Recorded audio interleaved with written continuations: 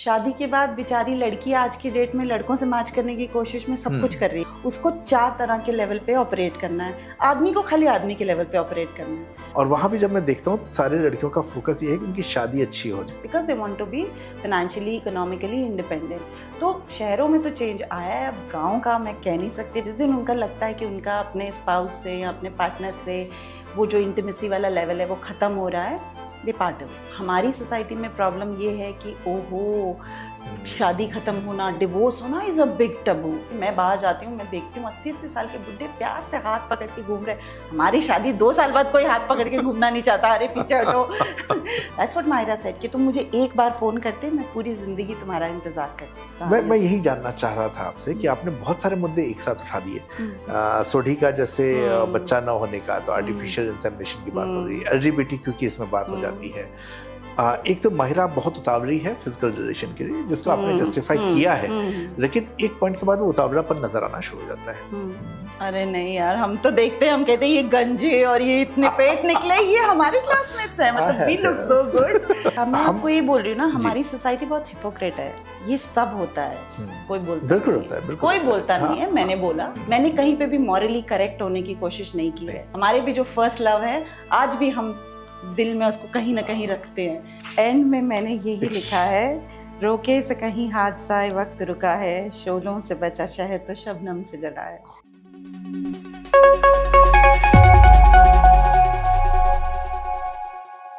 नमस्ते, मेरा नाम है नवीन चौधरी और दैनिक जागरण के हिंदी है हम चैनल पर बातें किताबें सेगमेंट में आज मैं एक ऐसी लेखिका को लेकर आया हूं जिनकी किताब हाल ही में दैनिक जागरण बेस्टसेलर लिस्ट में आई है। एक प्रेम कहानी है, उनका नाम है अमिता ठाकुर और किताब का नाम है उफ मन्नू। अभी किताब क्या है, अमिता ठाकुर कौन है, ये सारी बातें हम करेंगे, लेकिन उससे पहले उनका स्वागत कर लेते हैं। स्वागत है अमिता जी आपका। नमस्कार। कैसा लग रहा है दैनिक जागरण बेस्टसेलर सूची में आने के बाद? अचंभित। मुझे नहीं मालूम था कि इस बुक की इतनी सेल हुई है। ये मेरे एडिटर ने एक दिन सुबह मुझे कॉल किया, बोले कि मुबारक। मैंने बोला क्या हुआ? बोले आप दैनिक जागरण की पहली 10 की तालिका में एक हैं। बहुत अच्छा सरप्राइज था, इट्स वेरी नाइस। या अच्छा, जो किताब है प्रेम कहानी है, किताब पे मैं आऊँगा, लेकिन इससे पहले जैसे कुछ एक मैंने इसमें लाइन की थी। एक जगह आपने लिखा हुआ है, दिल तो है दिल की क्या मिसाल, जिंदगी का तजुर्बा कहें या राजेश खन्ना पर फिल्माया गीत। फिर ऐसे ही आपने जो है आगे और कुछ गाने लिखे हुए हैं। राजेश खन्ना के फैन है आप? जी तोड़। और किस किस की फैन है राजेश खन्ना के अलावा? राजेश खन्ना के अलावा देवानंद, बस। क्या बात है। कौन से गाने पसंद है? देवानंद के सारे। आई थिंक ये 2 हीरोज हैं जिन्होंने फिल्मी दुनिया के सबसे प्यारे गोल्डन सॉन्ग्स चुराए हैं। आई मीन क्या दिल का भंवर करे पुकार is my favourite from Dev Anand, और राजेश खन्ना के तो आई थिंक एक के बाद एक कह लो, सब एक से एक अच्छे गाने हैं। हाँ, मुझे लगता है कि हम लोग के टाइम में जो वो थे ना, प्यार होता था तो जो राजेश खन्ना की फिल्मों गाने हैं वही इस्तेमाल किए जाते थे। आधार होता था, प्रेम कहानी का आधार राजेश खन्ना के गाने होते थे। दिल टूटा तो भी उन्हीं के गाने, और दिल जुड़ा तो भी उन्हीं के गाने। तो ये जो किताब है उफ मन्नू, ये एक प्रेम कहानी है। तो ये प्रेम कहानी का थॉट कहाँ से आया है? ये फिल्मों से वो रोमांटिक फीलिंग आई या स्वभाव से रोमांटिक है? कैसा? स्वभाव से तो मैं रोमांटिक हूँ, पर इसको अगर आप कहें कि ये सिर्फ एक रोमांटिक स्टोरी है तो वो गलत होगा। इसमें आई थिंक ह्यूमन इमोशंस का एक संगम है, हर तरह का ह्यूमन इमोशन है। और इसमें जो मेरा हीरो कहूँ या क्या कहूँ, मैंने उसकी जो मानसिकता है ना, उस पे जोर दिया है। Love story is a second story. जो मेन स्टोरी है कि आदमी कैसे अपनी सिचुएशन के हिसाब से, अपने फायदे के हिसाब से, या अपनी मजबूरी को ऊपर रख के बजाय कि अपने साथी की मजबूरी को देखना नजरअंदाज कर दिया, तो वो एक ज्यादा इंपॉर्टेंट एस्पेक्ट है of the story rather than love story. I think मुझे ऐसा लगता है। मनन की बात करें जो इसका प्रोटैगनिस्ट है, तो मनन प्रोटैगनिस्ट है और अपनी प्रेमिका माहिरा उसको छोड़ के अचानक से गायब हो गया। वो तो गायब हो गया, इसके बारे में हम बात करें। क्यों गायब हुआ, क्या हुआ, ये तो किताब पढ़ के आपको पता लगेगा, लेकिन हम इसके बारे में थोड़ा थोड़ा जानने की कोशिश करते हैं इनके साथ। मनन पे मैं फिर से आऊंगा, लेकिन इससे पहले आपका नाम नहीं सुना हिंदी साहित्य के दुनिया में। अचानक आप हिंदी की किताब के साथ आती हैं, आप बेस्टसेलर लिस्ट में आती हैं, तो थोड़ा सा हमारे दर्शकों के लिए बताइए कि अमृता ठाकुर हैं कौन? ओके, सो मैं एक साइंस स्टूडेंट थी बचपन से ग्रेजुएशन तक। जी। और एक दिन लाइक ये बहुत ऑनेस्ट कन्फेशन है, मैंने कभी किसी को नहीं बताया, आज आपके सामने पहले बताया। तो हमको अर्थवॉर्म का डाइसेक्शन करना था। अर्थवॉर्म का सिर्फ एक न्यूरॉन होता है, आई मीन अर्थवॉर्म के ब्रेन में सिर्फ एक न्यूरॉन होता है। तो हमारा एक्सपेरिमेंट था कि आपको उसको काट के एग्जामिनर को वो पूरा न्यूरॉन दिखाना है। मैं काट रही थी, मैं कहा मैं क्या कर रही हूँ, मैं जानवरों को काट के उनके न्यूरॉन निकाल रही हूँ, this is not what I want to do in my life. वो पहली बार वो स्पार्क था कि I am not meant for science studies, मुझे कुछ और करना है। मैं I mean literally I was in tears कि मुझे ये नहीं करना है, मैं अपनी ज़िंदगी के साल क्यों बर्बाद कर रही हूँ। मैंने साइंस ख़त्म किया। साइंस ख़त्म करने के बाद मुझे लगा आई एम वेरी क्रिएटिव, तो मैंने होटल मैनेजमेंट ज्वाइन कर लिया। वो ख़त्म किया, उसके बाद 1 साल काम किया, उसके बाद शादी हो गई, सारी डिग्री स्क्वैश हो गई। उसके बाद बहुत टाइम तक कुछ नहीं किया। फिर 2000 में मैंने पहली बार राजश्री प्रोडक्शंस के लिए एक पूरी स्क्रिप्ट की थी, जिसमें स्टोरी, स्क्रीन प्ले, डायलॉग्स मैंने सब लिखे थे। I was signed also, but वो पिक्चर कभी बनी नहीं, वो मेरा बैड लक कह लीजिए। फिर उसके बाद मैंने 2006 से फिर से मुझे लगा कि राइटिंग इज़ समथिंग जो मुझे बहुत सुकून देती है। राइटिंग में मुझे ऐसा लगता है कि जो चीज़ें आपके अंदर घुटन से भरी रहती है ना हमेशा, वो आप एक पेपर पे लिख दो, शांति मिल जाती है। That was my first thought process when I picked up the pen. लेकिन धीरे धीरे फिर मुझे इतना अच्छा लगने लगा कि जो भी थॉट आए, किसी के बारे में आए, अपने बारे में आए, बस लिख दो उसको। फिर धीरे धीरे मैंने उसको टाइप करना शुरू किया, धीरे धीरे कहानियाँ बनानी शुरू की। मैंने बहुत सारी शॉर्ट स्टोरीज लिखी जो जगरनॉट के डिजिटल ऐप पे थी, बट अनफॉर्चुनेटली अभी वो ऐप नहीं चल रहा है, तो कोई पढ़ नहीं पा रहा है। बट फिर मैंने for society, for I mean different aspects of society, एक रिलीजन पे लिखी थी, एक बेटी और बाप के रिलेशन पे लिखी थी, कोविड की सही स्टोरी थी वो। तो मैंने बहुत सारी शॉर्ट स्टोरीज लिखी जो आज भी मुझे बहुत पसंद है शॉर्ट स्टोरीज लिखना। बट फिर वो शॉर्ट स्टोरीज के लिए कोई मीडियम नहीं था, तो फिर मैंने अपना पहला हिंदी नॉवल लिखा। और हिंदी में मैं इंग्लिश में भी लिखती हूँ, मेनली मेरा वर्क इंग्लिश में है, पर हिंदी में मैंने क्यों लिखा, मुझे ऐसा लगा कि हमारी जो भाषा है, जो रोजमर्रा में बोलते हैं और जैसे फ्रेंड्स बात करते हैं, वो अंग्रेजी में वो मजा नहीं आएगा जो हिंदी में मजा आएगा। गाली निकालो, कॉलिक्वल लैंग्वेज बोलो, हिंदी बोलो, बंगाली बोलो, मद्रासी बोलो, पंजाबी बोलो, सो वो सब हिंदी में ही हो सकता था। सो देन मैंने हिम्मत करके इसको लिखना शुरू किया, और कुछ करीब 7-8 महीने में मैंने अपनी ये फर्स्ट नॉवल ख़त्म की। और अब मुझे लाइक इतना प्यार मिल रहा है, तो मुझे ऐसा लग रहा है कि मुझे हिंदी में और भी लिखना चाहिए, और मैं लिखूंगी। सो पब्लिशिंग इजी था इसका, तो छपवाना? इसका पब्लिशिंग तो बहुत ही इजी था। मैंने सिर्फ एक मेल लिखा, 1 हफ्ते में मुझे जवाब आया, you are on board, welcome. And I was like wow, lucky you. जवाब नहीं आता राइट, इसको आसानी से नहीं आता। नहीं, मुझे बहुत रिजेक्शंस मिले हैं इंग्लिश में, मुझे बहुत रिजेक्शंस मिलते हैं, पर हिंदी में मेरा पहला स्क्रिप्ट 1 हफ्ते के अंदर अंदर मेरी एडिटर का फोन आता है कि यू आर ऑन बोर्ड। और मैंने कहा पब्लिश कब तक होगी, कह रही है 6-7 महीने में the book will be out. So I was literally lucky, happy, everything. अच्छा, एक लाइन आपने अपने इंट्रो के बीच में कही थी कि शादी हुई और फिर डिग्री स्क्वैश हो गई। डिग्री स्क्वैश हो गई। अच्छा, इस किताब की जब शुरुआत होती है, माहिरा और जारून के मैरिड लाइफ की टेंशन के साथ शुरू होती है वो एक तरह से। शादी को लेकर सबका अलग विचार है, मतलब ऐसा नहीं कि सिर्फ टेंशन है, इसमें सोढ़ी की अच्छी शादीशुदा खुश जिंदगी भी है, तो इट्स नॉट लाइक ये दुखी कहानी है केवल, दोनों तरह के एस्पेक्ट हैं। लेकिन ये बहुत जगह होता है कि लड़कियां शादी के बाद जो वो हैं वो नहीं रह पाती। फीमेल पॉइंट ऑफ व्यू से आपको क्या लग रहा है, हमारे देश में शादी मतलब क्या है, ये ट्रेजेडी है? नहीं, देखिए, शादी ट्रेजेडी बिल्कुल भी नहीं है। प्रॉब्लम क्या है, हमारे देश में लड़के और लड़कियों का जो पालन पोषण होता है ना, वो बहुत अलग तरीके से होता है। शादी के बाद बेचारी लड़की आज की डेट में लड़कों से मैच करने की कोशिश में सब कुछ कर रही है। She is professional also, she is mother also, she is wife also, she is a daughter in law also. उसको 4 तरह के लेवल पे ऑपरेट करना है। आदमी को खाली आदमी के लेवल पे ऑपरेट करना है। सो that is a problem in India. आप बाहर जाइए, बाहर हस्बैंड वाइफ दोनों काम करते हैं, इक्वल डिविजन ऑफ वर्क है।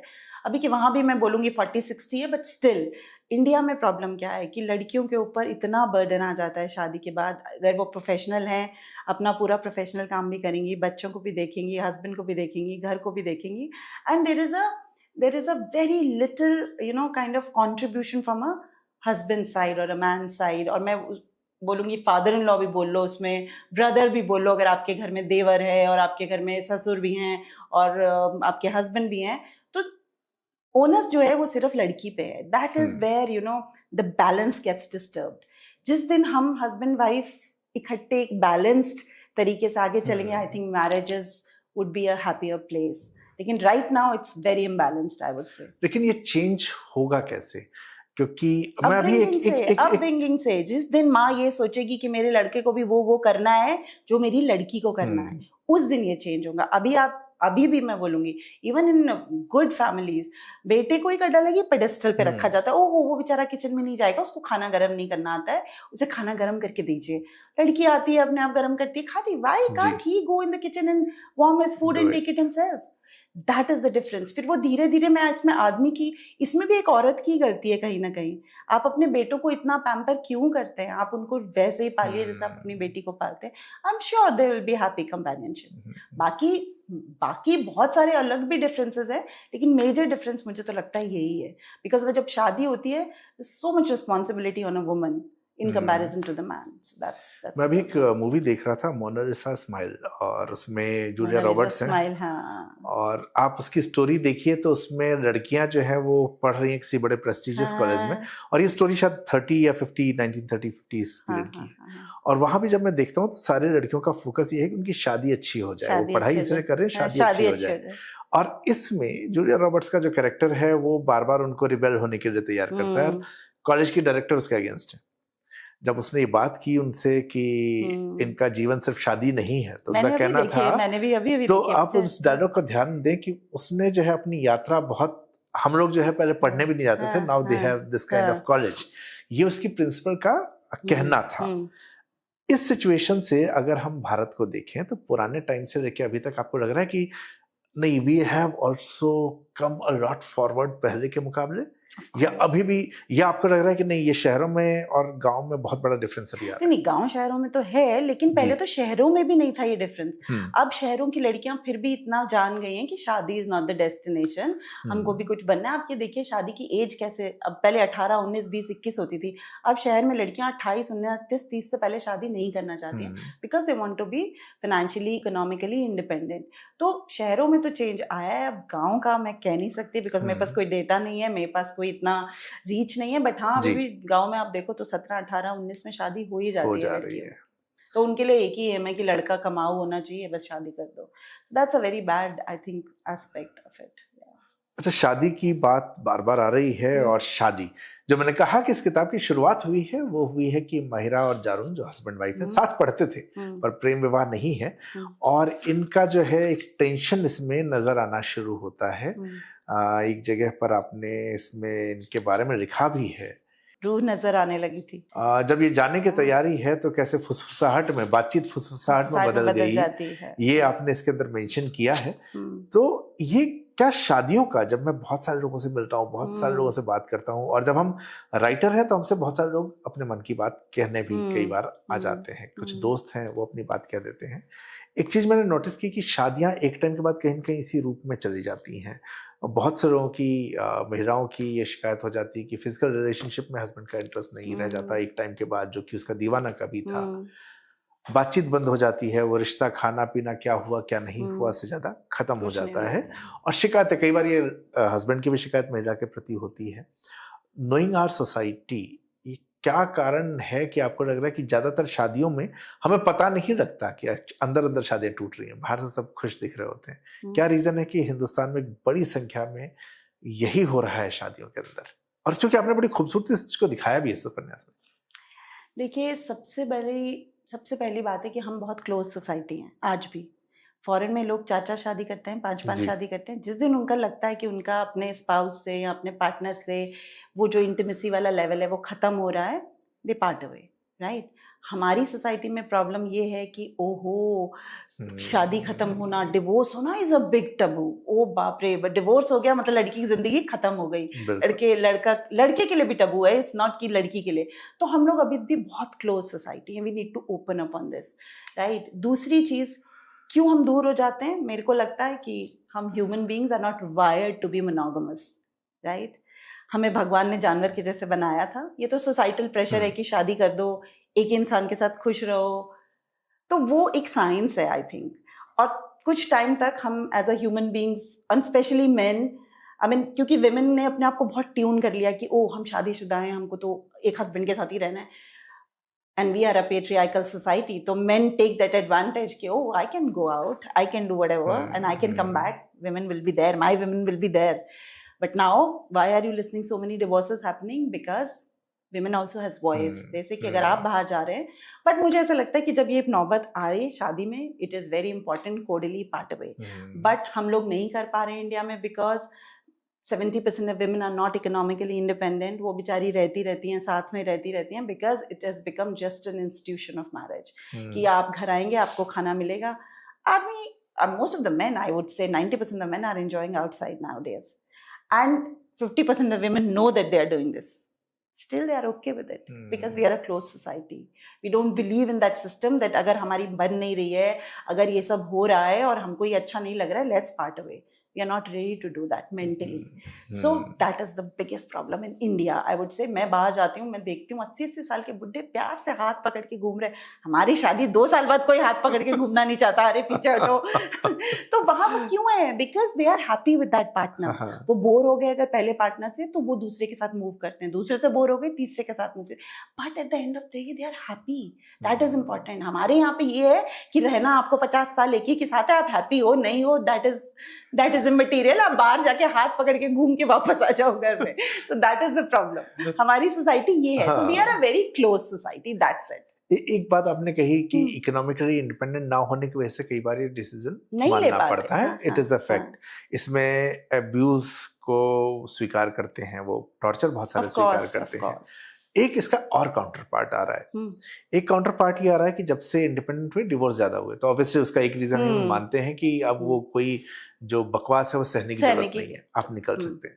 लेकिन कुछ लोगों का ये कहना है कि पहले परिवार जो है वो 2 लोगों के सामंजस्य से बनता है. तो सामंजस्य होता था.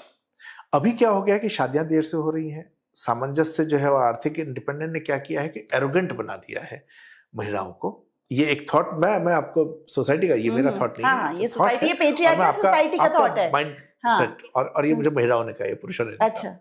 तो इसकी वजह से जो है डिवोर्स ज्यादा हो रहा है कि अब उनको लगता है कि हम पैसा तो कमा ही लेंगे, अब ठीक है देखा जाएगा. तो वो जो एक बेसिक एडजस्टमेंट है एक फैमिली को बिताने के लिए, वो नहीं है. उन्होंने भी ये कह दिया कि नहीं, जो होगा मेरी ही कंडीशन पे होगा. इसमें फिर कुछ केसेस ऐसे हो जाते हैं जहां कुछ सुसाइड हो जाते हैं, तो मैटर उठता है, दब जाता है. तो उसको लेके आप कैसे देख रही हैं चीजों को? ये दोनों एस्पेक्ट हैं. मतलब ऐसा नहीं है कि मैं ये एग्री नहीं कर रहा उस पॉइंट ऑफ व्यू से, लेकिन कहा जा रहा है तो मे बी कहीं कुछ 2% 5% हो. हाँ देखिए, क्योंकि हम एक ऐसी सोसाइटी थी ना जहाँ पे विमेन ने हमेशा सब कुछ स्वीकारा था. तो अब जब विमेन ये बोलती है कि नहीं मुझे नहीं रहना आपके साथ, मेरी आपसे बन नहीं रही, तो हम एरोगेंट साउंड करते हैं. Maybe we sound arrogant, I don't say. But अगर आप at the end of the day आप 2 लोग खुश नहीं हो, तो अगर आप एरोगेंट साउंड करके भी अलग हो रहे हो, तो क्या गलत क्या है इसमें? रोज आके आप घर में लड़ रहे हो, चिक चिक कर रहे हो, फिर भी साथ में रह रहे हो, वो बेटर है या एरोगेंट होके अलग हो जाना बेटर है? अगर कोई एरोगेंट होके अलग हो रहा है तो उसकी रिपरकशंस उसको भी सहनी पड़ेंगी. It's not easy. डिवोर्स लेना, अकेले रहना, मैं आपको बोलूं वो इजी नहीं है, वो भी बहुत मुश्किल है. बट अगर विमेन में इतनी हिम्मत है कि वो सोच रही हैं कि हम अलग बेटर रह सकते हैं, लेट देम बी. क्या प्रॉब्लम है? It's okay. मुझे प्यास लगी है, मैं पानी पी रहा हूँ. कोई ये ना सोचे कि ये हमारा करण थापर वाला मोमेंट है कि दोस्ती बनी रहे. जी, ये पोर्शन हम रखेंगे इंटरव्यू में. अच्छा, मनन और माहिरा पे फिर आते हैं. आपने अपने पहले आंसर में ये कहा था कि उसने बहाने बनाए. जब मैं कहानी को पढ़ता हूँ मुझे लगता है कि उसकी अपनी मजबूरियां हैं. और मनन चौरसिया आपने लखनऊ का दिखाया, और ये चौरसिया यूजुअली ईस्टर्न यूपी से बिहार तक की बेल्ट में है. और कम्युनिटी जो है प्राइमरी पिछड़ी कम्युनिटी है. मतलब इनमें पढ़े लिखे हैं, लेकिन पढ़े लिखे but mindset is very close. नहीं, मैं उसमें भी ले रहा हूँ कि इनमें पढ़े लिखे हैं, लेकिन हाँ कम्युनिटी जो है वो सोशल जो नॉर्म्स हमने जो अगड़े पिछड़े की है, उसमें ये खैर दलित तो नहीं कह रहेंगे, लेकिन हाँ ये इसमें पिछड़े, उनमें पंडित भी होते हैं. लेकिन माइन कैरेक्टर इज अ पंडित. हाँ नहीं, लेकिन चौरसिया प्राइमरी जो पान लगाने वाला एक्चुअली दैट कम्युनिटी, उनमें से उनका कुछ ब्राह्मणों से आया है, जो मेरी नॉलेज है. So not going by caste, हम कास्ट डिस्कस नहीं कर रहे हैं लोगों, ये मत सोचना कास्टिस्ट लोग बैठ गए. हम एक्चुअली ये मैं समझने की कोशिश कर रहा हूँ कि जब आपने उस कैरेक्टर को उस तरीके से बनाया है तो उसकी जो स्टोरी है मैं उसको रिलेट कर पा रहा हूँ, हाँ जी। क्योंकि वो जो उसका इकोनॉमिकल बैकग्राउंड है तो उसका जो बहाना है, उसका जो डर है, मैं इसको रिलेट कर पा रहा हूँ। हाँ, लेकिन आपका कहना है कि वो बहाना बना रहा है। बहाना ये आपका कहना है ये माहिरा का कहना है? पहले नहीं, तो मैं नहीं, ये फर्क नहीं, जानना नहीं, देखिए चाहूंगा। बहाना नहीं, माहिरा भी बाद में समझी कि वो उसकी एक मजबूरी थी। मजबूरी के अंतर्गत उसने ये सोचा कि अभी मैं ये बहाना दे देता हूँ कि मैं जा रहा हूँ और मैं आता हूँ वापस। लेकिन जब उसने देखा कि मेरी मजबूरी इतनी बड़ी है, ये तो यहाँ मुझे, बिकॉज जिस मोमेंट पर उसने उसको छोड़ा था उस समय उसको भी पता नहीं था कि कितनी डार्क सिचुएशन है उसकी फैमिली के अंदर। जब उसको ये समझ में आया, उसको लगा कि अब मैं ये बहाना कर देता हूँ कि मैं गायब हो गया हूँ। गायब होना उसका बहाना था, और कुछ बहाना नहीं था। उसने ट्राई भी किया बाद में रीच करना। वो गायब होना उस समय उस सिचुएशन से कह सकता था मेरी ये मजबूरी है, मैं नहीं आ सकता, या मैं अभी नहीं। He didn't call, he just eloped. ठीक है, वो एक गलत चीज थी। बता देता, ब्रेकअप कर लेता, कुछ भी करता। जो उसने बिना बताए वो जस्ट जो निकल गया, क्योंकि पहले मैं अपनी बहनों की शादी कर लूं, पहले मैं ये कर लूं, पहले मैं वो कर लूं, मैं फिर रीच करूंगा। तो वो एक ह्यूमन साइकोलॉजी है कि first us then the other things. वो चीज जो थी वो प्यार में मेरे हिसाब से जायज नहीं थी। लेकिन उसमें अस नहीं था, उसका मी नहीं था उसमें। मी उसने नहीं, शादी नहीं की है। नहीं, अस इन द उसकी फैमिली। और मुझे लगता है कि फैमिली की प्रायोरिटी तो होगी, क्योंकि प्यार हुआ है, फैमिली की प्रायोरिटी है, कह सकता था। He did not say, he did not convey. That's what Myra said कि तुम मुझे एक बार फोन करते, मैं पूरी जिंदगी तुम्हारा इंतजार करती। क्योंकि उसको इस समय नहीं पता था मैं अपनी इन मजबूरियों से कब निकल पाऊंगा भी कि नहीं निकल पाऊंगा। तो let her be. That was bad. Okay. तो अब ये जो आप कह रही हैं, अब इसको मैं राइटर के पॉइंट ऑफ व्यू से, because I am also a novelist, अब मैं यहाँ पे ये देख रहा हूँ कि इसमें नाराजगी आपकी नजर आ रही है। तो ये आपके पास क्या ये ऑप्शन नहीं कि आप दोनों आपने की है, लेकिन जब आप बात करती हैं इस कैरेक्टर के बारे में तो आप माहिरा का पॉइंट ऑफ व्यू कह रही हैं, आपके पास दोनों राइटर्स का पॉइंट ऑफ व्यू था। तो आपकी नाराजगी इनफैक्ट अपने ही कैरेक्टर से आप नाराज लग रही हैं अपने आंसर्स में, मनन से। हाँ, बिल्कुल। लेकिन कैरेक्टर आपका बनाया हुआ है। कॉन्फ्लिक्ट है ना, स्टोरी में कॉन्फ्लिक्ट कैसे होगा? नहीं, लेकिन मैं आपको नाराज देख रहा हूँ, माहिरा से ज्यादा मैं आपको नाराज देख रहा हूँ। हाँ, मैं हूँ बिकॉज ऐसे लड़के होते हैं, ऐसे होते हैं। तो क्या ये किसी रियल कैरेक्टर पे बेस्ड स्टोरी है? No, not at all. It's pure fiction. It is pure fiction. और क्योंकि मैंने अपने कैरेक्टर, मुझसे बहुत लोगों ने ये पूछा, इज इट अबाउट हिंदू मुस्लिम? ऐसे not at all, it is not at all. हाँ, वो एंगल नहीं है, बिल्कुल नहीं है ये, वो बिल्कुल नहीं है। ये सिर्फ आदमियों की प्रायोरिटी पे बेस्ड है। किसकी प्रायोरिटी क्या है? उसकी प्रायोरिटी उसकी फैमिली थी rather than Mahira. So this is the whole story based on this person's priority.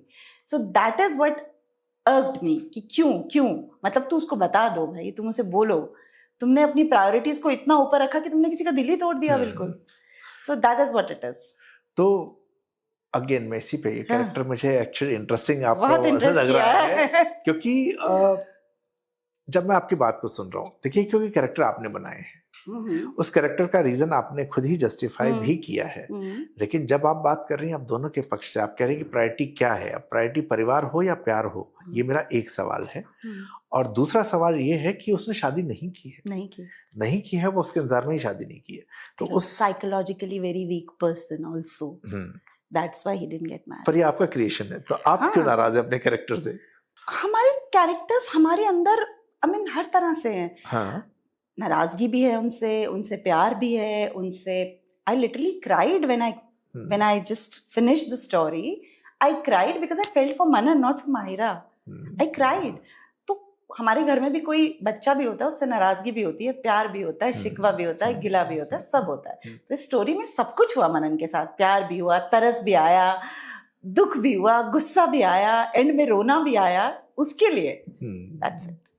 अच्छा, नॉवल में बहुत सारे किस्से, ये जो कहानी शुरू होती है एक रीयूनियन से शुरू होती है और उसी पे खत्म होती है, उसी के बीच में उस रीयूनियन के माध्यम से ये सारी कहानी निकल के आती है। जैसे मनन माहिरा कहानी है, जारुन है, कई सारे और बड़े प्यारे कैरेक्टर्स हैं और जिससे बहुत बड़ी बड़ी बातें कन्वे की गई हैं, छोटी छोटी कहानी। मैं यही जानना चाह रहा था आपसे कि आपने बहुत सारे मुद्दे एक साथ उठा दिए।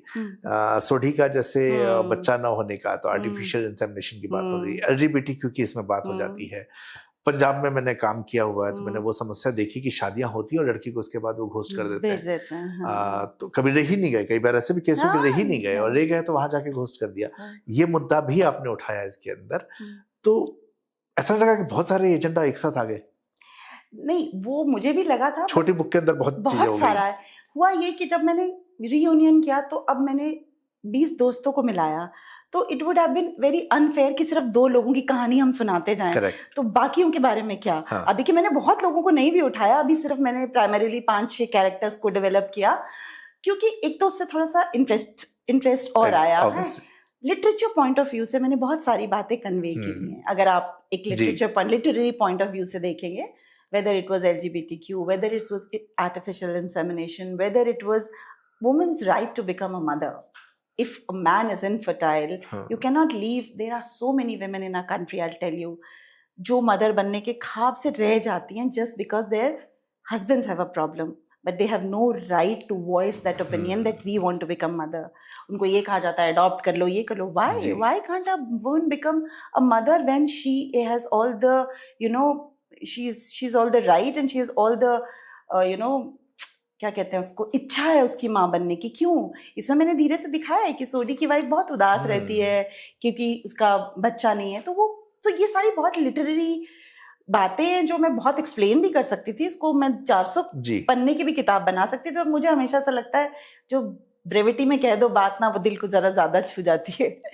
सो या जैसे मैंने आपको एक्सप्लेन, अगर आपने सोडी का एंड का वो चैप्टर पढ़ा होगा क्रिकेट, सो द कहने का तरीका है वही. आई थिंक राइटिंग की खूबसूरती वही है. अगर मैं उसको सीधे सीधे शब्दों में कहती तो वो इतनी खूबसूरत नहीं लगती. इसमें कुछ लाइंस मैं पढ़ता हूँ जो सोडी की हम बात कर रहे थे, जहाँ पे सोडी का ये कहना है कि भाई कमी उसी के अंदर थी और वो आर्टिफिशियल इंसेमिनेशन के लिए तैयार नहीं है, कि उसको लगता है कि वो बच्चा उसका नहीं है. तो इसमें एक कैरेक्टर जो है उनका, सोडी का जवाब है, Sodhi please don't talk like a मोरन.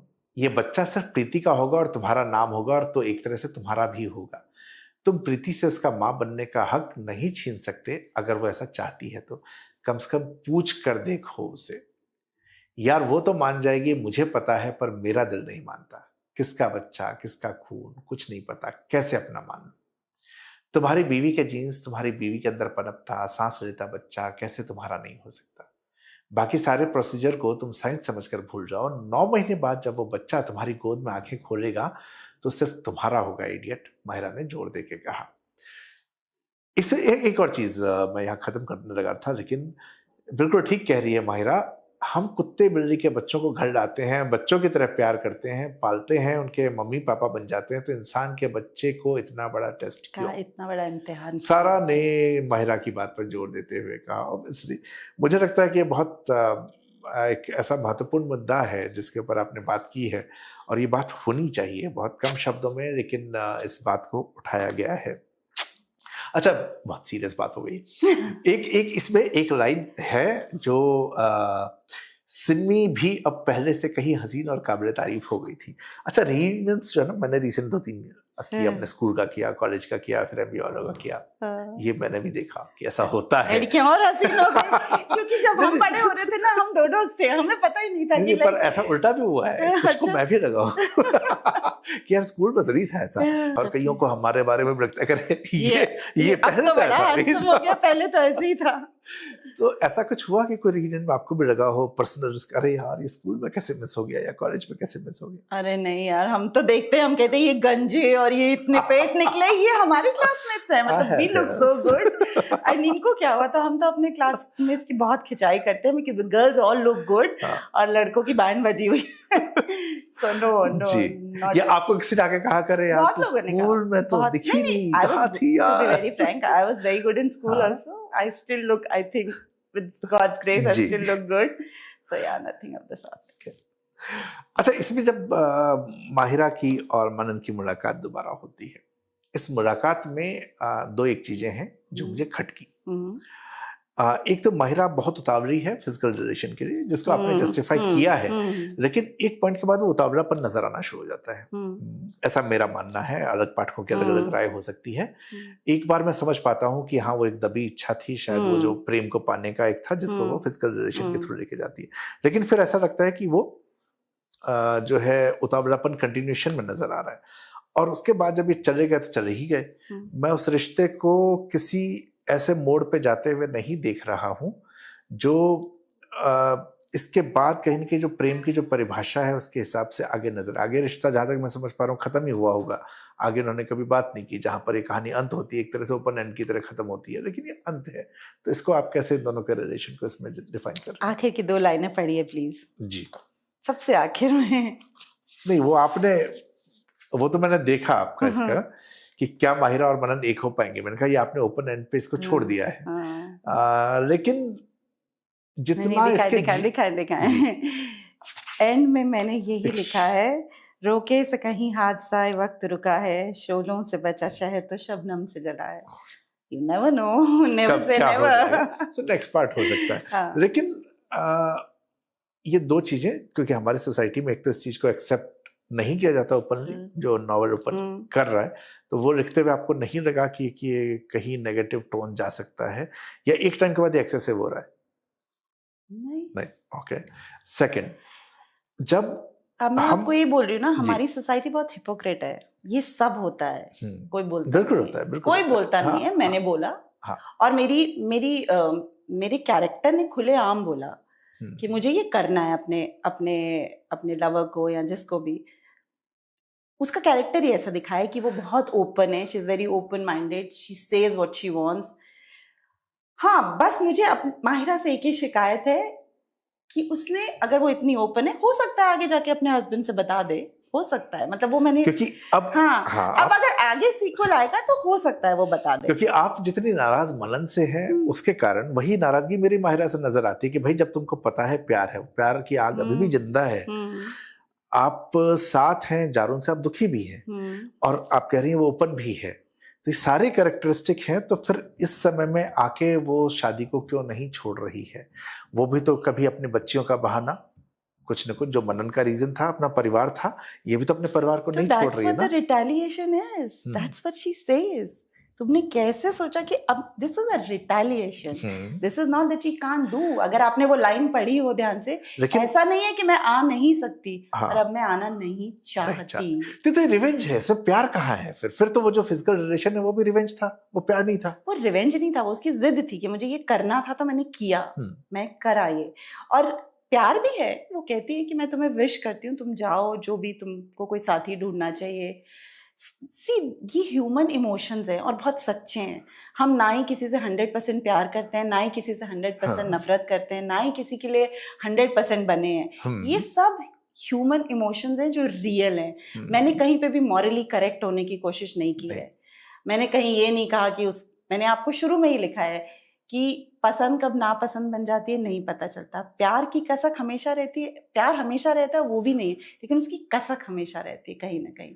हमारे भी जो फर्स्ट लव है, आज भी हम दिल में उसको कहीं ना कहीं रखते हैं, राइट? सो मैंने कहीं भी मॉरली करेक्ट होने की कोशिश नहीं किया, because we humans are not morally correct. हम दिखाते हैं हम मॉरली करेक्ट हैं, बट हम नहीं हैं।